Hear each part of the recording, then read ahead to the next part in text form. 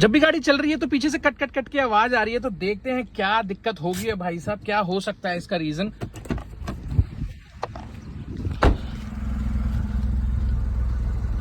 तो इसका बहुत ही सिंपल रीजन है, ये देखिए यहाँ पे टायर के अंदर एक पत्थर फंसा हुआ है, जिसकी वजह से जब भी मैं गाड़ी चला रहा हूँ तो कट कट कट की आवाज आ रही है। तो हर बार कोई बड़ी चीज नहीं होती, कई बार छोटी छोटी चीजें भी होती हैं। तो इन सब चीजों का अगर आपको पता होगा तो आप अच्छे से ध्यान रख पाएंगे और डरेंगे नहीं, खुद ही रिजॉल्व कर लेंगे ये छोटी छोटी चीजें।